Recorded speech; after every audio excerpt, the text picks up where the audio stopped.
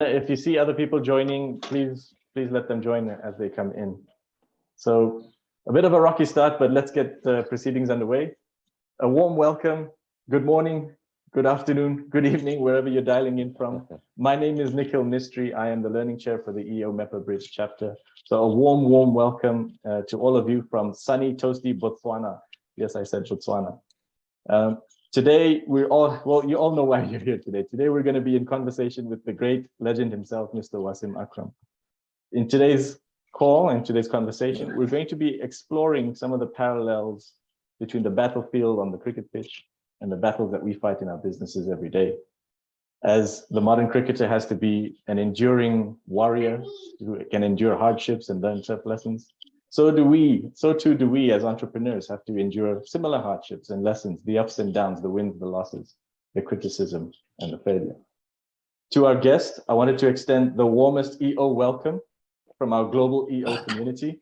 I see that we have people from Oman, from Lahore, from Bahrain, from where else? From Johannesburg, from Kampala, and of course from Botswana, joining us today. And I think some more will be joining us as the call proceeds. I also really wanted to take the time to appreciate you giving us this time on the eve of the T20 World Cup. I know it's a super busy time for you, and I just really wanted to appreciate and say thank you that that you've given this time to us to have this conversation. So the structure of today is going to be largely unstructured. We're really here to meet the real Wasim and to speak to you as a friend. In EO, we talk about creating shared spaces, trusted spaces, and safe spaces for us to share intimate conversations. So everybody in here is a trusted EO member. Everybody in here is somebody that I know I can share anything with comfortably and know that it's in safe hands. And Dele is here as well from Nigeria. Welcome, Dele, and Dubai. Yes, absolutely, a truly global community. So in preparing for this conversation, I said, let me at least look up some of the stats and some of the world records that Wasim Bhai still holds. And lo and behold, you still hold the world record for the highest batting innings for a number 8 batsman. And incidentally, in that same innings, the highest number of sixes hit in a test match inning, still till today, which I find that's remarkable. And my congratulations to you for that. But your claim to fame, or you're affectionately not known as the greatest batsman of all time, but of course the greatest fast bowler of all time. And some of those lessons that I've seen, you're one of the only two cricketers to still be in the 500 ODI wicket club, which I find quite remarkable as well. But let's get into it. I think I wanted to start off by welcoming you, Wasim, and also just to go around the room so that you see who you're talking with. Normally in EO, we are cameras on, mics on. And what I'm going to ask you all is to just maybe mute your mics if you're in a noisy place. I know Aditya is in an outdoor place, but let's do cameras on so that we can see who we're talking with. And let's get this conversation going. Shabar, welcome, Shabar from Uganda. Are you in Kampala right now? Hi, everyone. No, I'm actually in Nairobi. In Nairobi. Great. What brings you here today? I got invited. I registered. I was like, I better listen in. I prefer to log in live than wait for recording. So absolutely. And Ritik, my friend from Oman, are you calling in from Muscat? No, actually, I'm calling in from India, from a difficult situation. But I was very excited to hear this talk, so I'm looking forward to it. Okay, sorry about that difficult situation. Glad to have you here with us today. Cheyenne, tell us, where are you calling in from? Hi guys, I'm calling in from Muscat, Oman. Obviously a huge fan, did not want to miss out on this amazing opportunity. So very grateful to be here. Wonderful, Cheyenne. And my friend Safa from Bahrain, what brings you here today? Couldn't miss it. I saw the name, I saw the speaker. So Wasim, it's an honor to be with you here and to listen to you. Thank you. From Bahrain. Looking forward to it. Wonderful. Thank you. Wonderful. And my friend Dele, I can't imagine how much cricket is being played in Lagos right now, but did tell us what brings you here today?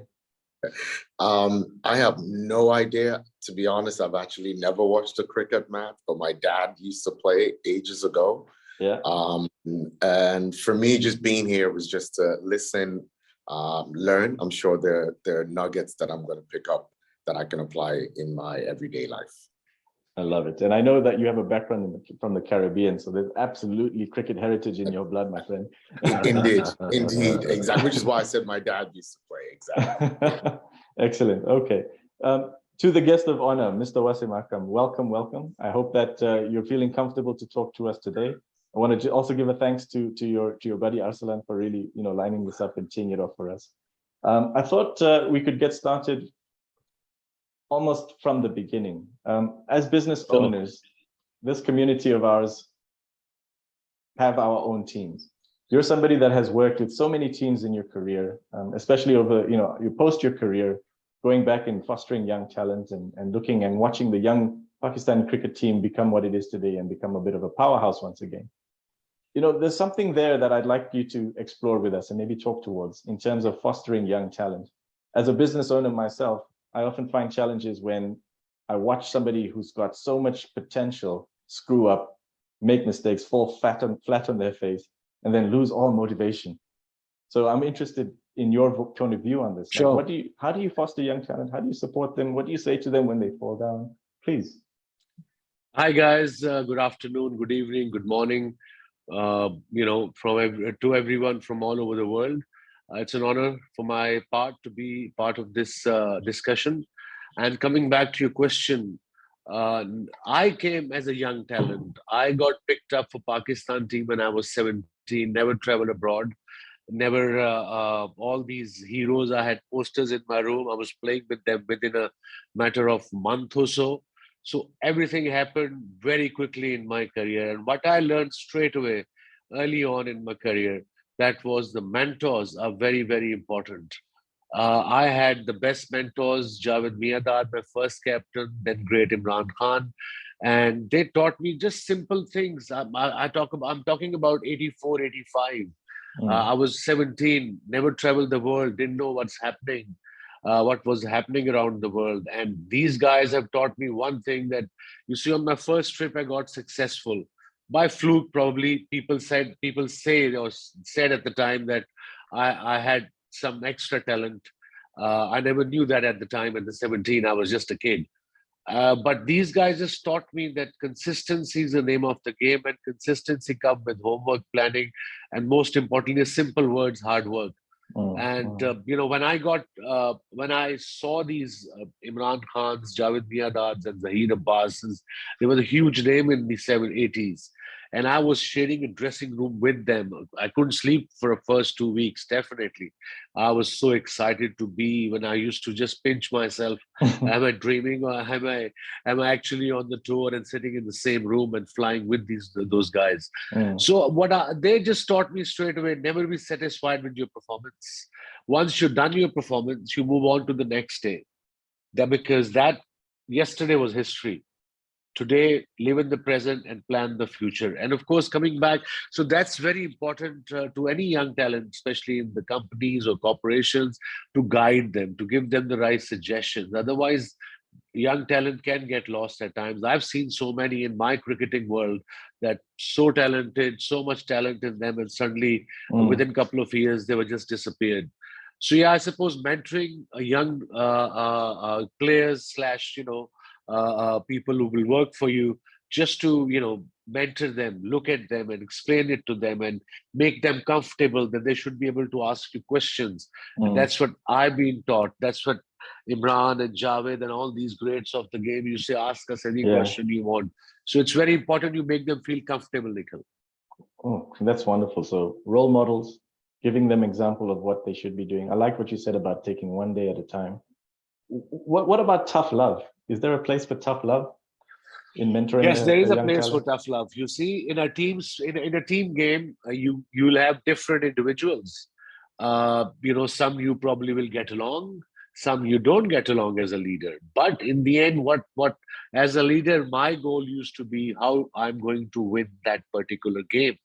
And if that certain player, his discipline is not there, but he's a multi-talented guy, I have to manage him according to his mindset. because eventually he'll win me a game, and he's a match winner. I know it, but he had some discipline problems, whatever, that I have to sort it out. But on that particular day, I give him all the confidence because I know he's a game changer. So that's very important to not I mean, don't put that particular talented person aside because you don't like him, because you've got different problem. But he's a match winner. So work according to his mind, according to his level. That's what I've learned over the years. Surely that could create some kind of team dynamics that you'd have to manage on top of that. So if you've got a young talent who's maybe a bit of a wild card, hothead, maybe perhaps pushing back a lot, especially if he's not in a captain seat, not a key decision maker, but there to do a particular job. And now, because of that match-winning talent, you've given him special attention. Surely does that not create an imbalance in the team and then now a new dynamic that you have to manage? How do you manage that? You see, you have to look at the end goal. The end goal is winning the game today against probably, say, England or India or West Indies, a final or a quarterfinal of one of the biggest tournaments in that area. But that player is need of the hour. That player is a very good player. He's the main player of playing. He is in playing 11. But me getting upset with him unnecessarily will affect my game as well on that day, and it will affect his game as well. So I think that's where you have to control yourself, that not to get stressed about it, get on with the game and just try to be normal on that particular day, because you need him actually. He probably didn't need you. You need him as a leader, as a skipper, as a captain. It's very apt advice. It takes me back to when COVID just started, and many of us experienced real challenges in our businesses. And one of the tips that I picked up from the network was that you got to hold your team together, but you got to put a stick in the sand somewhere. Doesn't matter where it is. Just put a flag in front of them and say, we're going there as a team. So all that infighting or focus on each other, perhaps jealousy or negative things, just doesn't even come up. It's about common goals and going in one direction. In this case, we're obviously winning the match, but in business, it would be whatever the challenge is and just overcoming that challenge. That's fantastic. And really Nikhil, what I've also learned over the years, the whole team, I can only give my cricket examples, and obviously you can apply it to your businesses or whatever, because your businesses are also a team game in the end. You have a whole team all over the world, maybe, or the whole country, that they do look up to their leader when the chips are down, when hard decisions, when like you said, pre-COVID, just during the COVID, it was tough, and that's where they look up to the leader. And leader has got to have a very positive body language. I know deep inside you have doubts. You have doubts probably as a leader. Every leader probably go through that stage where he's got doubts to make what to do, what not to do. But make sure you don't show it to your team. Make sure your team is comfortable. Because if you are stressed, your team will get automatically stressed by just looking at your body language. You don't have to say much. It's just the body language. That's so important. Can you share any tips on how to look confident in front of the team? What do you do? I suppose I always what I've learned from my mentors from leading from the front is, when the chips are down, you say, okay, for instance, the cricketing terms, if the partnership is going, say, between Sachin and Rahul Dravid, they are, 200 for none. And that's where, as a leader, I should grab the ball instead of throwing the ball to my young bowlers. And I should drag the ball. I should try to get the breakthrough.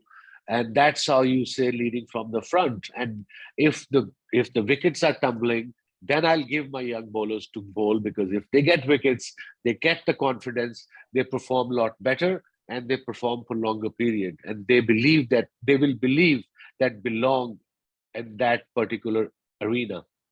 I love it. I love it. So 2 more lessons from that spirit of mine is obviously leading by example. So getting your hands dirty. It reminds me a lesson from Six Sigma or lean manufacturing, of the Japanese style of manufacturing is good leaders go to the Geba, meaning they go to the point of the problem. So you're not sitting in a high ivory tower, sending emails and lambasting people. But when there's a problem, you talk about body language. The body's going to the problem, physically there to solve the problem together with the team. That's very important. That's really interesting to hear from you. And looking at the modern game, just want to shift a little bit to, we're moving into the T20 World Cup, a lot of young talent. there's a lot of cricket being played around the world right now, especially with all the different T20 leagues happening. You know, there's cricket. I'm looking at all the tours that have happened in, you know, preparation for the World Cup. And of course, we've got the ODI World Cup next year. So there's so much cricket happening right now. And we're seeing like really talented players, you know, go through these waves of good form and bad form. So I'm interested to know, like, what is the mindset of a person and the team around them when, you know, they know they've got the talent, they know they've got the ability, but they just got out for a duck, and then they've gone out for, you know, 8 runs, or they're getting hit for 15 runs and over, you know, like, so what is that mind game like? And, you know, just can we explore I that a think bit? nowadays the cricket is so much like you just mentioned. T20, good for my work, I suppose. The more cricket, the better it is for me. But in general, like I said earlier on, as a bowler, if you get a hit for 20 runs in an over, and then you go back after losing the game with your teammates, you think over it and then move on, because day after there's another game. You have to prep yourself for that game. Like I said, past, present, and future. So that game is gone now. You got hammered in that game. Learn where you went wrong. Look at your bowling figures or look at your videos after straight with your statistician. Sit with him and then move on the next day, because you have to prepare mentally for the next battle. So that's going to happen day after. That's very important to get into that habit. Learn from your mistakes and move on quickly. Is that something that these players do? Or if you can't solve that particular problem, you can put it in a compartment back of your mind for a day or two, do your normal stuff, and then move back to that to sort it out. Problems are there. The partnerships will be there in cricket, but you just have to keep going and be positive. And be with positiveness. That's what I've learned. I'm 56 now. I've been through lots of ups and downs as a player, as a captain. I got sacked about 4 times, became captain about 8 times. So it was a joke, by the way. But yeah, I did that. But my book is coming out anyway next month, so that'll be interesting. I actually spoke my side of the story first time. I waited 20 years, so that should be fun as well. I wanted to talk about this. Thank you for bringing it up. You know, in EO, we talk about having this safe space to share intimately the deepest, darkest things that we have challenges with. We call that going to the 5%, where we go to that 5% that we don't share outside of the EO community, but we do with our trusted mates and friends. You talk about holding back your side of the story for 20 years. I mean, obviously there were controversies in the time during when your career was, you know, still on the pitch until now. What are the things that we can expect to hear from you in your story, in your book? You know, I spoke about my battles with my teammates when my team got, they rebelled against me when I was 24, 11 of them, and how I had to kind of step down as a captain, and how I went on a tour with them without talking to them for the whole tour, without giving high fives, how I got 25 wickets in 3 test matches, and a lot more match fixing. You know, that saga has been there from 98, 2000, I think 98 it was. It was, and plus the tragedies I've been through, my wife passing away 10, 12 years ago, all this personal stuff I've been through, the personal battles, you know, addiction / recovery. I've been through a lot on and off. So yeah, that book, I really spoke my heart out, and it was difficult to revisit all those, I suppose, incidents, because I sort of kindly forgotten about them before and moved on in life. But that book brought back all those memories back. So it was quite tough. And my boys are grown up now. One is 25, one is 21. My daughter is 7.5. And this book is dedicated to them. That's my story for those 3 guys, my 2 boys and a girl, basically, end of the day. That's coming from the heart. We really appreciate you sharing that. And I think it's a credit to the cricket community, to you as an individual, and also it's a gift to the world that your story is now finally coming out there. So is the book out? Nikhil might not like it, my ex-colleagues, but you see, I didn't go personal. I didn't go personal about their personal lives, what they did off the field, because there's a certain kind of contract in life, unwritten contracts you have in life. starters, you don't want to make money or anything out of out of misery of people. So I spoke about general stuff, good stuff as well, but of course the politics we have to go through playing for Pakistan cricket. It's coming out on 16th of November. That's excellent. So we'll certainly look out for it. What is the title? Sultan.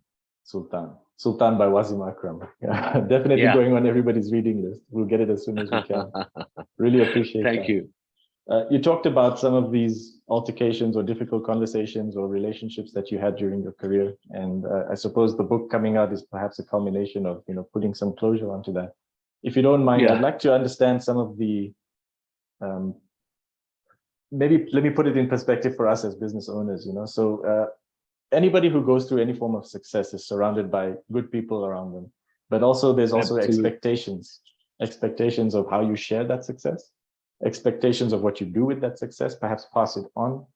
And I'm very curious to know how you've handled that in your career, in terms of the people around you. You have obviously a much wider community than us. Obviously, you're a global name, a household name.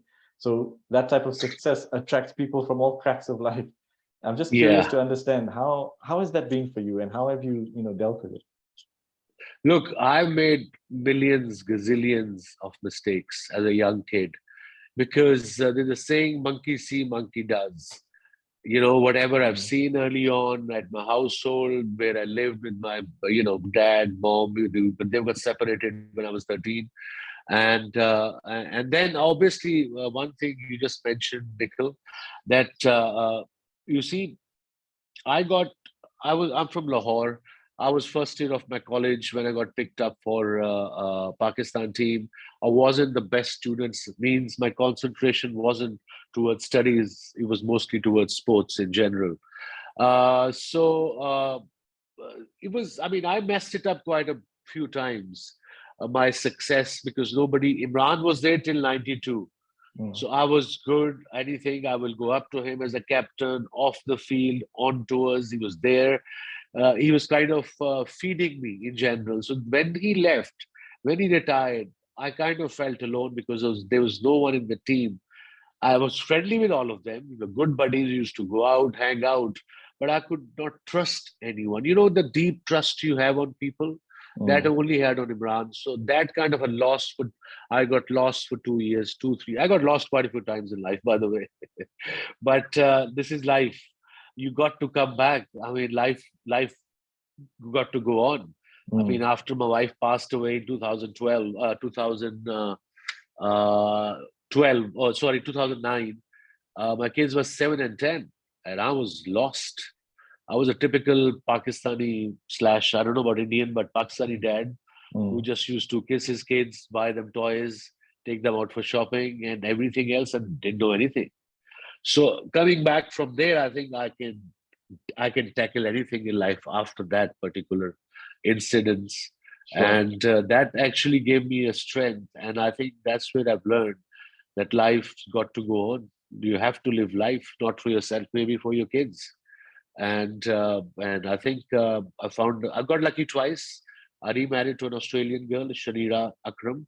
I was 7.5-year daughter, Ayla. So yeah, I got lucky twice in life, and making messes.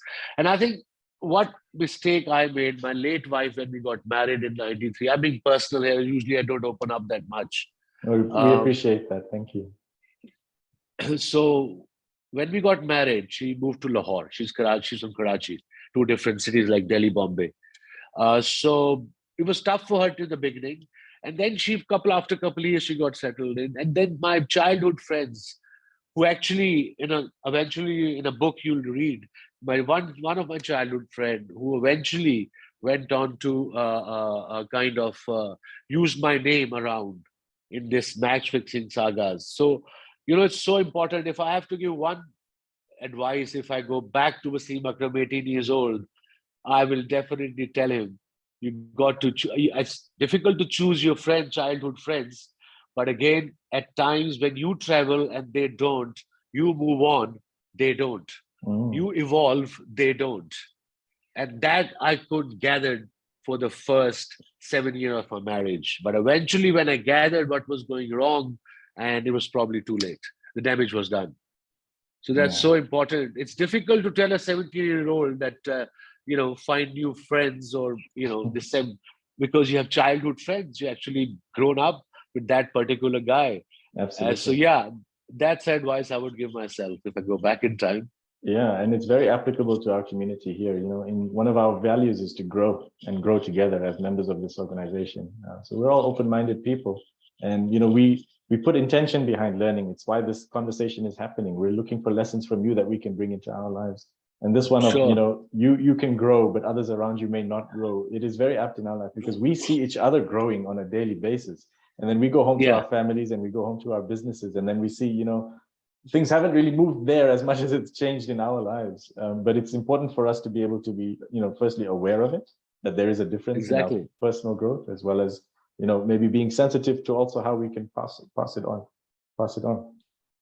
You're taking me back to the time when you retired from, playing the game and moved on to new areas of your life. I think it was 2003. Is that right? 2003, yes. So I'm just curious, at that time, what was going through your mind in terms of planning for your future? Because that was like 20 years ago. We're almost 20 years on from there. And the reason I ask is a lot of the people on this call, a lot of the businesses in our community, as business people, we exit our business. We may get acquired, or we may have to start something new. And I've met so many EOs in our community, and they're trying to figure out, what do I do next? Okay, so like finances is not a problem. I've done in terms of challenges and goals, I need to rediscover my purpose, or I don't know, figure it out. So what was that journey like for you? How did you figure it out? Look, Nikhil, you said like in your community, when you start something new, but back of your mind, you say, okay, finances, we are fine with. But in my case, that wasn't the case. So I was a Pakistani cricketer who played Lancashire for 10 years, made bit of money, bought a house there, whatever I earned there, bought a house outside Manchester. And when I retired, I had my house and a couple of maybe plots my dad bought, a little farmland, and about 70 lakhs cash in 2003. So I was lost. I didn't know what to do. And my late wife, again, Homa, she was a certified psychologist from UCL London. Very educated girl. I'm glad that we met in Karachi and we fell in love with each other and got married. So she actually said, because business, I have no concept. I have no idea what business is all about. I mostly have seen sportsmen, especially in my part of the world. A lot of their cousins, they take off their money and piss off. they tell them we'll start business together, and then they just freaking piss off to somewhere else. I've been there, done it. So I was lost. So my late wife, she said, you only know cricket. And then I realized I only know cricket. I don't know any business. I don't have enough money to start over again at the age of 37, 38, because starting a business would be a new venture for me. I would have been a beginner. And then she said, what do you think of coaching? I said, coaching, it's a bit too early. It's organized job, because when you play, you're not that organized. Probably things have changed now.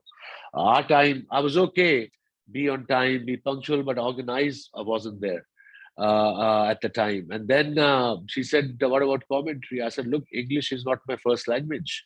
It could be a problem eventually, the vocabulary, the accents of the commentators, the love Sri Lanka, but Sri Lankan names, who's going to pronounce them? Absolutely, yeah. Love Sri Lanka, though, one of the beautiful places in the world and people. And all this. So meanwhile, ESPN star in Singapore base, they offered me a contract for about 2 years contract. It was 100 days a year. And it was in 2004, I think it was $130,000. It was a good money at that time, especially for a person like me who was playing for Pakistan for so long, because our money graph wasn't that good. It's great now, I suppose, but then it wasn't. So they were very comfortable. I mean, I worked in the beginning. My first tour was when India toured Australia in 2004, where Irfan Pathan came on his first trip. And they made me so comfortable, all my co-commentators, Ravi Shastri, Harsha Bhogle, Sunil Gavaskar, Jeffrey Boycott was a difficult man, nice but difficult, Jeffrey being Jeffrey. So these guys were very comfortable. My boss, Hugh, I think he was an Australian who was heading ESPN Star. He made me comfortable. They taught me pitch report, how to do, and all. When you start your sentence, you should know the ending before. Then you don't fumble in the end. And then they called me the year after for 3 months. They said, you want to learn broadcasting. I thought to myself, if you're going to do something properly, might as well let's work hard at it. So 3 months I went to Singapore, and I was there from 2 in the afternoon till about 8 at night every day, just learning, presenting, script writing, producing. And yeah, so at 3 months, how to control your voice, where to pause, where to be excited, all these things. So yeah, it took me 3 months, but that was the plan. First 6 months, I was kind of lost. I didn't know what I was wanted to do, but I'm glad I went into broadcasting. And then obviously I worked on my reputation after my wife's demise, worked on my reputation in general in Pakistan, and became one of the top brands. I still am in Pakistan at my tender age of 56. So that's a good thing. Because nowadays, as you know, with social media, reputation matters. Imagine if I or Vakar would have played cricket this era, we would have been banned after 2 hours. Not 2 days, 2 hours. Just off the field tactics. So much has changed. Absolutely. That's very interesting. You're talking about, being comfortable or becoming comfortable in the commentary box. I'm very curious. It's so rare to hear you guys talking over each other. But on a Zoom call, when we're talking with our clients, it's impossible to not, like you're talking on top of each other. And I'm just curious, you guys must prepare something, or you must have some protocol there. How does that part work? There is. So if there be 3 commentators, usually there are 3 now. So if we have a mic, that mic is like the hand mic with, it comes like this here. So with 3 of us here, if that guy is talking, he will have a short, beautiful delivery. What a shot, blah, blah, blah. And then he puts his mic down. I see. So mic down means either of you can pick your mic up. If the next commentator will pick his mic up first, then I'll hang myself. When he puts down, I'll pick up. So that's the sign. That's why we very hardly overlap. Oh, I see. That's very interesting. And is there like a fundi behind you who's looking up stats as you're talking, or is this all coming from you? Yeah. Yeah, no. Are you crazy? We don't even know what happened yesterday, man. Let alone what happened 30 years ago. Yeah, it's amazing to me. So we have an earpiece. We have a director who's talking to 32 cameras. Yeah. The in one go. And then he's talking to the graphic guy. Then he's talking to the Hawkeye. Then he's talking to the Ultra Edge. And then there's a producer behind us as well, who's into our ear as well. So if you talk about Babar Azam, suddenly Babar Azam comes up on the screen. Right. If you talk about Virat Kohli, because director is following us. Interesting. Or either we have a lazy on the button where we put the press that button and tell the director, can you show me Babar Azam and letting it slip? Suddenly he'll show you. So it's a lot of coordination. In the beginning, you're lost because you're hearing your director talking to everyone and you are commentating, but eventually you get used to it. And now, experienced commentators, we can't even work without somebody talking to us. Interesting. So can you connect into the on-field cameras? Can you hear the stump mic and what the umpires are saying? Yeah. We have we will have our lazy in front of us, as we call it. And we have the director's voice, the stump voice, the commentator's voice, the stump mic, everything we control there. So it's interesting, I know that most of the cricket that we see today is pretty live, to the second live. I don't know what the delay in broadcasting is, but they never let us hear the stump mic. I mean, we know there's a lot of trash talk happening there and a lot of heckling going on, and that's part of the game. Why don't they ever let us listen to the stump mic? Probably that's why, because there were a lot of swear words. To keep it G-rated, huh? Exactly. Do you ever think that would change? I doubt it. I think it's only going to get better. Technology is only going to evolve, and the things we used to be in our day. If there was DRS in our time, I would have got at least freaking 700 wickets more. 700, not 100. I have no doubt. With DRS. Yeah, with DRS now, you're clipping the stump, it's out. Our time, it was just down leg side. That was it. You couldn't even ask the umpire. Yeah, yeah. And so like when there's a referral and it goes to the third umpire and that conversation that happens, are you also able to listen in on that? Yes. Yeah, we are. Okay. Okay. So when the commentators are sharing with the rest of the world, you guys actually are holding back, you know, things that we don't know. And Exactly. Before you guys. very interesting. Is there protocols or rules around that? Are you kept to some standard there? Like It's just it's about I think 10-second or 2-second kind of delay from live to us. So that's not gonna make a huge difference. oh, I see. Okay. Okay. Yeah, Interesting. we are live. So you are getting via satellite. We are live from the ground as the commentator. So you guys are probably via satellite. So a couple of seconds maybe delay. Yeah, yeah, yeah. Probably imperceptible. Okay. I've Yeah. been hogging the mic a lot. I wanted to open it up to Sure. our group of people here. I see there is a question in the chat from Aditya. Aditya, are you able to come on mic and share your question with us? Yeah, sure. Thank you very much. And this has been an incredible session, learning about so many different things from leadership to cricket and broadcasting and kind of reinventing one's life after, you know, one career ends and moves to another. I think, Wasim, my question to you really is when, you know, leading people who naturally look up to you is one thing, but leading other leaders who all believe, some may believe they're better than you, some may believe that you're doing it wrong, others are leaders that you respect. How do you keep everybody together? And how do you ensure that you're all trying to still achieve the same objective? Which is sometimes what happens in a cricket team, right? Where you are playing with superstars and others who've, you know, who you may also admire. Aditya, it's a very important question, but in cricket, I suppose in sports, whoever is the leader, doesn't matter how many leaders or great players under you, you'll get the due respect. I don't know how does it work in businesses, but in sports, it's that way. If I'm a more senior player in the team and I'm the most important player in the team, my captain might be, 10 years younger than me or 10 years junior than me, but he is the leader. We have to follow his lead. We have to follow his instructions. And I suppose whenever you are with the leaders, like you, I mean, like you, all your young future of the world, just be comfortable, just be yourself. Don't try to, I suppose, what is the word? Maybe not show off, but just be yourself, calm but confident and in control. That's all they want from you, I suppose, in the long run.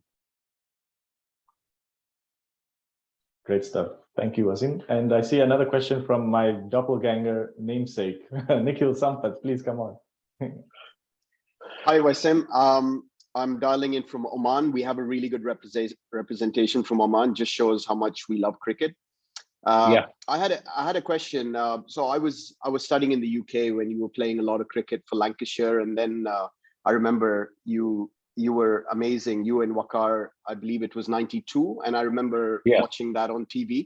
So how important was it for you to get out of Pakistan and play cricket in the UK and to grow as a cricketer as well as a personality, being away from home? Very important question. That was a game changer for me, Nikhil. Going to Lancashire was a game changer. Reason was I was 20, 21 years old, never lived on my own before. Even Pakistan team, you had senior players, you have managers, you can go up to them, you get your laundry, free in the hotel. Every hotel is easier. So living on my own, for starters, I couldn't understand the accent for the first month up north. Cooper, it took me about 6 months to understand what the heck were they saying. And secondly, they gave me a car. I'd never driven outside Pakistan before. Imagine me, a Pakistani lorry driver, driving in Manchester and got lost on M60 thrice. There was no GPS those days, one day. And then I played cricket every day. So what I learned at 20 years of age, that, I have Pakistani friends in Pakistan. I want to learn this culture, this English culture. And I want to be friendly with these guys. I can have Pakistani friends in Pakistan, not in England. Usually what we do, as we all know, India, Pakistan, cricketers, non-cricketers, when we go abroad, we tend to spend time with them a lot more with our kind of community than knowing the culture of the country where we living. So that's, I think I just got it to myself and I learned a lot. You see, that gave me the confidence as a person. So that confidence I showed into my game. So after first year of Lancashire, 88, 89, I became the #1 player in the world. I went to Australia, got 11 wickets first test, 100 in second test, 5 wickets in the same test. But one day, because I was playing cricket every day, and I have to wash my clothes, I have to organize my food when there was day off. In India, Pakistan, your mom, if your mom is not there, your auntie, if your auntie is not there, your sister will wash your clothes, will give you breakfast, will do stuff for you in England. But you gotta do everything yourself. And that was a huge learning curve for me. I still have fond memories of playing for Lancashire for 8 odd years. 10 years I played. And in my book, there are a couple of chapters just on me being there. A lot of funny stories. Awesome. Thank you. Thank you.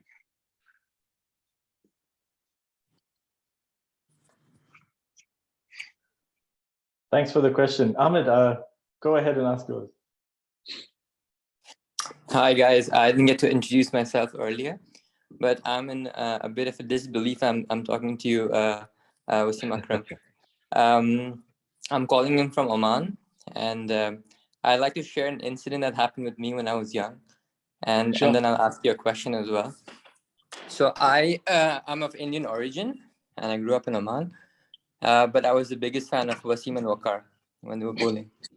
And me being a left-handed bowler, I would just copy you all the time. And there was a time when I was in India, and I was 9 years old, cheering for Pakistan in India and getting into trouble. So I can never forget that. Thank you for being such a great influence, number one. And I think listening to you and hearing you today, I think resilience is a big part of you. Yeah. So as entrepreneurs today, what is that one advice you would give on resilience? Because we've been through a lot in the last 2 years. What is that one advice you would give? Ahmed, the only advice I can give, what I have learned through my experiences, tough times are part of life. Tough decisions are part of life. Nothing is a smooth road or a smooth life. So there will be problems. You should be able to handle them. I know it's easier said than done, but once you get your mind, once you train your mind how to tackle with the problems, your mind is trained then. And then you can actually sort yourself out or your problems out or whatever you have. That's what I've learned. It's only me and I can sort it out. Nobody else can. Thank you. Thank you so much. Thank you. Thanks for the question, Ahmed. Shayan? Yeah, so I think I'll firstly echo Ahmad's views. I'm also in disbelief.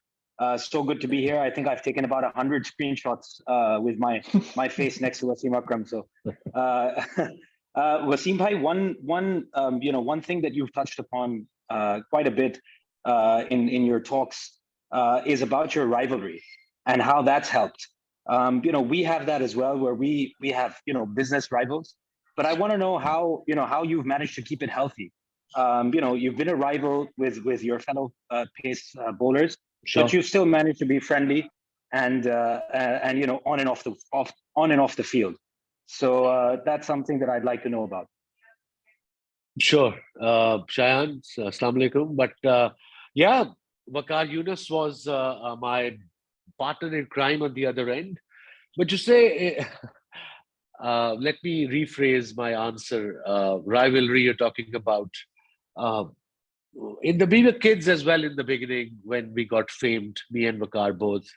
And obviously, there was my kind of group. Ijaz was my roommate and my friend, and Waqar, Mushtaq, Aqib, and Zamam, same batch, played from southern Punjab. So they were friends. They used to probably egg him up. Wajaz used to probably egg me up. But our rivalry wasn't jealousy. It wasn't like usually people have in our culture that, okay, Waqar shouldn't get any wickets. You pray to God or pray to Almighty Allah about that other person doesn't do well. But instead, I used to think, okay, well, Waqar used to think the same. Okay, Wasim got 5 wickets, I'm going to get 6 wickets second innings. So that's a positive rivalry. Instead of thinking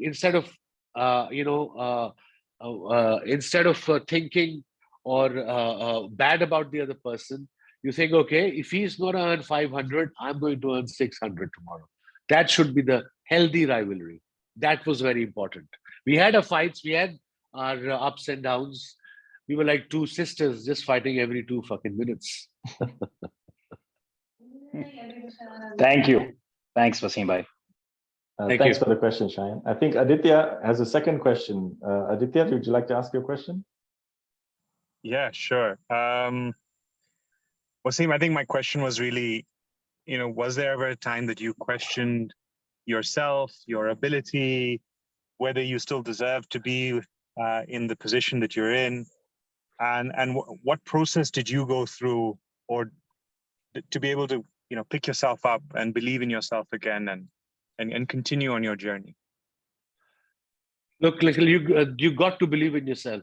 That's the only way you can perform in general life.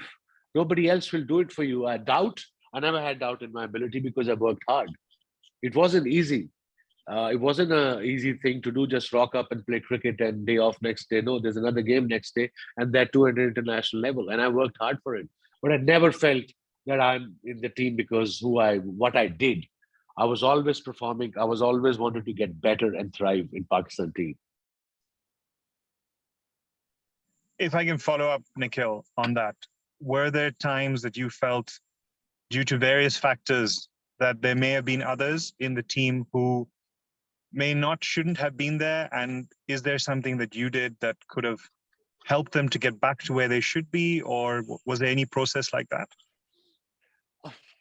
I think our days, it was a very different, there was only one news channel, probably a couple of newspapers. And nowadays, the social media, you have news channels, you have YouTubers, you have TikTokers. So there's so many now experts. Our days, there weren't many. But yeah, I made sure, whatever I've learned early on, okay, I made mistakes. I became too personal as a young captain, 24-year-old, because I couldn't handle them. And, Pakistan made me a captain at the age of 23 and a half, 24.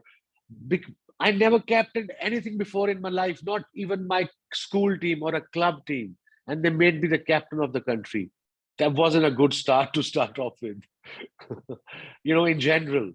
So I learned the hard way. Instead of making me the vice captain for a year to learn from the captain, they made me captain straight away. They sacked my guru, Javed Miadad, who was playing under me then.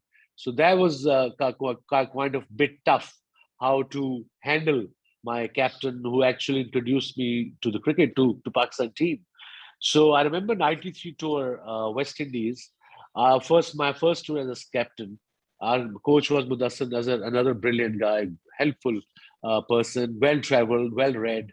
One of my mentors too. He was my coach. And Javed Waqar, my vice captain, was every time team sport, punctuality is very important. Okay, not in our culture, it's not important, as we know, but in team sport, and I'm very punctual in life too. So I remember I was getting frustrated every day. If there's a practice or a match day, Javed was 2 minutes late, bus is waiting, 7:15, we leaving. No, but Waqar, we have to call 10 minutes late. And it was affecting me, affecting my game, affecting my health because I'm taking too much stress. Why they are late, what to do, how to handle them. And, during that time, Imran was also on the tour as a commentator. Imran, the great Khan. He was commentating. So I used to speak to him regularly, phone pay, any suggestions, anything I wanted to ask him, he was always there. So I called him. I said, look, Skip, this is happening. And I'm really stressed and it's affecting my game because these guys are not on time. Mudassir is a great guy. He's not the strongest coach as far as discipline concerned. What to do? He said, Waz, let me tell you simply one thing. You discipline the top dog. Don't discipline the junior players. Just find Javed Miadad $1,000, $2,000, and I'm telling you, the whole system, the whole team will be on time the day onwards. It was a tough decision for me, but I did it. And Imran was so right. I did 2,000 fine in 93 was a lot of money, and that too to Javed Miandad, one of the greatest player of all time, and my captain. But after that, everybody was on time. So that's very important with discipline. You can't just discipline juniors down there. And if the one big boss is not disciplined, to discipline him, everything will follow. A beautiful answer. Thank you so much, Wasim Bhai. And I'm cognizant of time. We're coming close to the end of the time that we have with you today. We're going to try and milk it for everything that we got, but I know that you're very busy and you've got another engagement to move on to. I know I have one more comment that Nuruddin has put his hand up for, so I'll allow one more and then we'll wrap up. Nuruddin? Sure. Please come in. Assalamualaikum, Wasim. Nuruddin. Assalamualaikum. Pakistan, live in Pakistan, born and raised. इस वक्त Dubai में हूँ, but Okay. that's why I couldn't attend your session yesterday of EO Karachi chapter. Acha, okay, sure. Frankly, cricket is far away from me. I'm one of the few Pakistanis or Desis who are not into cricket. Okay, yet Sure. I joined this session to know about you because you're a legend. And frankly, at 56, I learned a lot of things from you that I can apply in my own life. You know, reimagining your life at 37 and doing stuff that is difficult for all of us to do. Facing everybody, brilliant. God bless you. Thank you. And God bless you more successful. Thank you. Shukriya. Thank you. Thank you. Thank you. On that positive note, thank you very much, Nuruddin. I'd like to finalize and say thank you to Mr. Wasim Akram and your team for helping us get together today and have this really, really open conversation with us. I really, truly feel like we got to speak to, we've sort of deconstructed the legend and now we see the human being, the man, the actual person behind the legend. So really appreciate that. Ganesh, I said no more comments. Why is your hand up? And your camera's not working. What's going on there? It's a clap, Nikhil. It's a clap. It's a clap. I'm sorry. Okay, my mistake. Sorry. So, Wasim Bhai, thank you so much for the time that you spent with us today. You know that you have friends all over the world. Everybody on this call is, you know, leaders in our own organizations, in our own areas of the world. If any time, don't ever feel like you're alone anywhere as you travel the world. We're here to help. We're here as a community, and we wish you well. And we'll see you tomorrow at the match. Thank you guys, and it was a pleasure. Really enjoyed myself. Really opened up. Thank you very much. For the office. Thank you. Bye. Thank you so much. Take care. Thank you. Thank you. Thank you. Well done, Nikhil. Bye. Thank you, Nikhil. That was great. Thanks for Fantastic, joining the Nikhil. call, guys. Thanks, guys. Cool. Thanks to all the Nikhils. There's so many of us. We're everywhere. Good show. Thanks, Gautam.